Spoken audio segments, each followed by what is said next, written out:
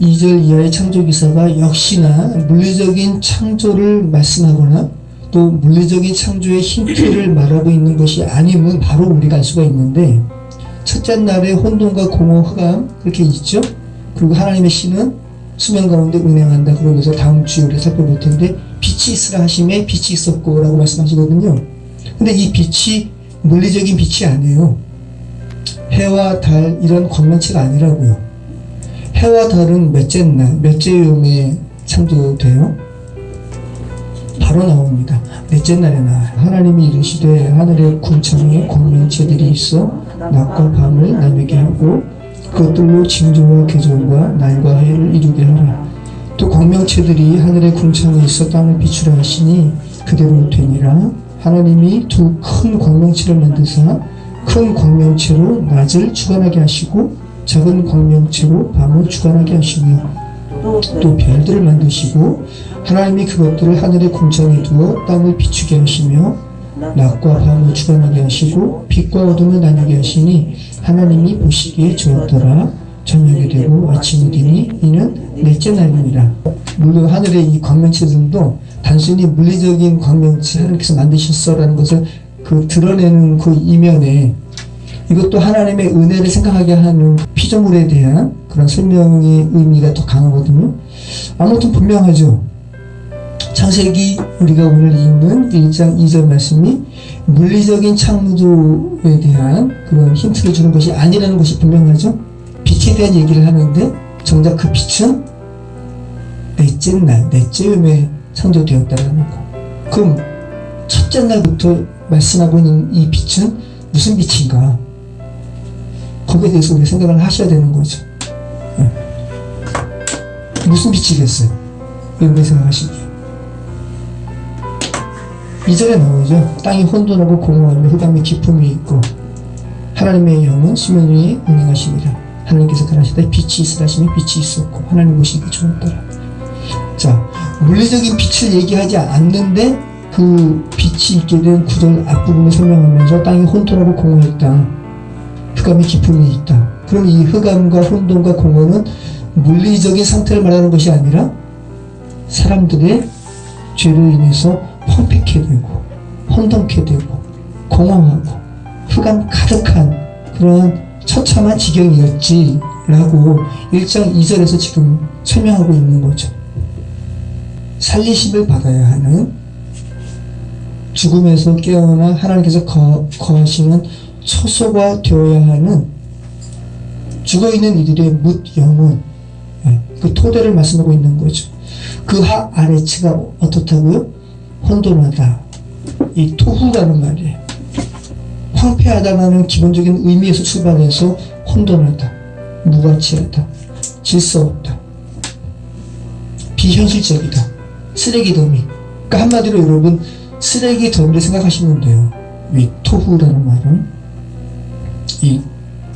여러분 쓰레기장 가시면 어때요? 혼돈스럽죠. 정리하기 전에는 혼돈스러운 거예요. 그 상태. 하나님의 빛이 임하기 전에 뭇 영혼의 상태는 쓰레기더미죠. 혼돈스러운 거예요. 자, 혼돈하고 이 토후입니다. 그 다음에 공허하며, 이건 보후예요. 공허라는 건 뭐예요? 비어있는 거.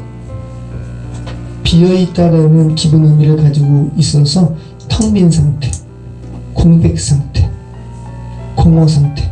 근데 인간은 텅 빌 수가 없어요. 성령 아니면 반대되는 것들로 채워져 있을 수밖에 없는 것이 인간입니다. 땅이 혼돈하고 공허하며 흑암의 기품이 있고 하나님의 영은 수면 위에 운행하십니다. 자, 혼돈하고 공허하며 흑암의 기품이 있다. 자, 그 땅이 흑암 가운데 있답니다. 호시크라는 단어입니다. 어두움, 흑암, 무지, 밤, 이런 의미를 가지고 있어요. 혼돈하고 공허하고 흑암 가운데 있는 세상 가운데 우리가 지금 살아가고 있는 것이죠. 땅이 혼돈하고 공허하며 흑암의 기품이 있고 하나님의 영은 수면 위에 운행하시니라. 여기가 하나님께서는 혼돈과 공허와 흑암이라는 죽음의 상태에서 하나님께서 생명으로 회복시키시는 사역을 하시는데, 그런 하나님의 행하심은 그러나가 아니에요. 땅이 혼돈하고 공허하며 흑암이 있었다. 그러나 하나님의 영은 수면 위에 운행하시니라가 아니에요. 그러니까 담담히 죽음의 상태 보시면서 담담히, 그리고 하나님의 영은 수면 위에 운행하십니다. 하나님은 막 호들갑 떨면서 인간의 그 반전으로 막 이런 게 아니라, 하나님은 묵묵하게 당신의 생명을 살리시는 역사를 하시는 거예요. 그래서 그리고라고 담담하게 표현하고 있죠. 하나님의 영, 루아흐입니다. 숨, 생기, 호흡, 공기, 바람이라는 의미가 있어요. 자, 운행하신다, 라프, 알을 품는 거, 날개친다는 의미가 있어요. 생명을 탄생시키기 위해서 알을 품는 어미새의 모습을 연상해 보시기 바래요. 죽은 영으로 살리시려는 그 하나님의 사랑 가운데서 하나님의 영이 어떤 영혼을 이렇게 수면 위에 운행하시듯이, 그죠? 운행한다고 표현하고 있잖아요. 빠를까요? 이미지가 빠르지 않죠? 천천히 이렇게 나 너희 살릴게 이렇게 운행하시는 그런 이미지가 느껴지시죠?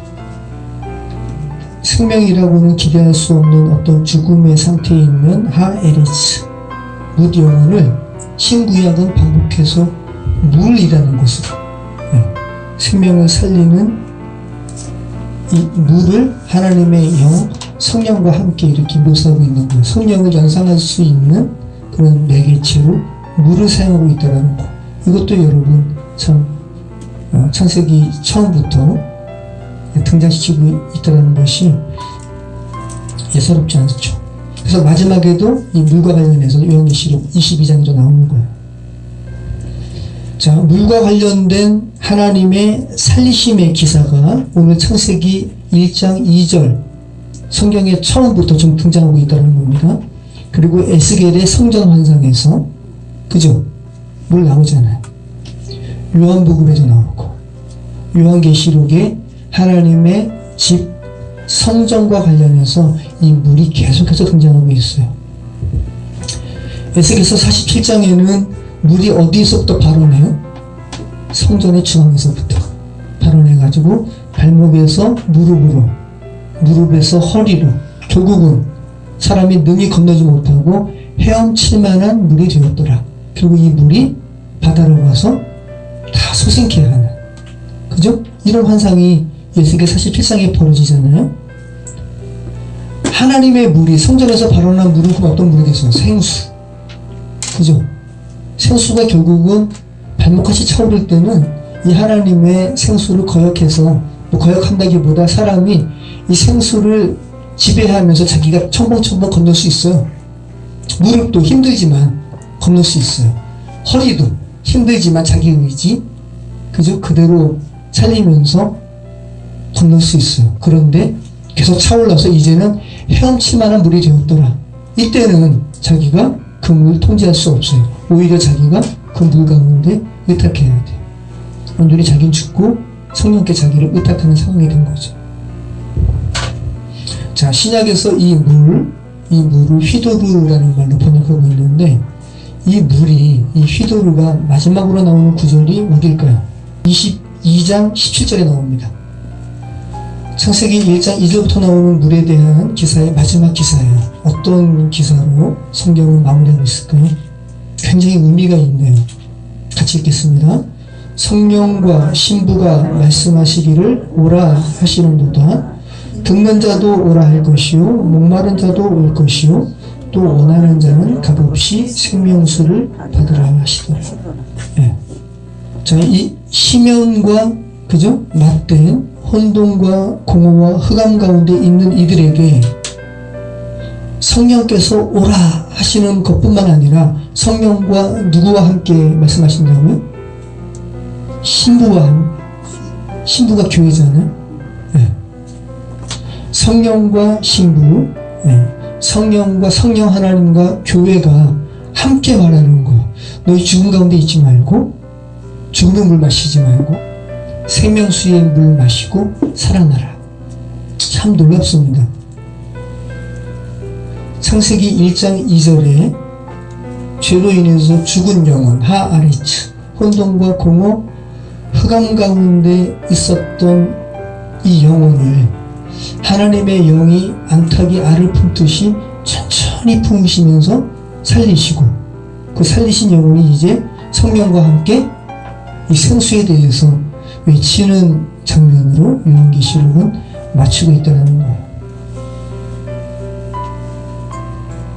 참 성경은 처음부터 끝까지 정말 너무 정교하게 하나님께서 생명을 살리시는 기사로 가득 서술해 두었음을 우리는 고백하게 됩니다.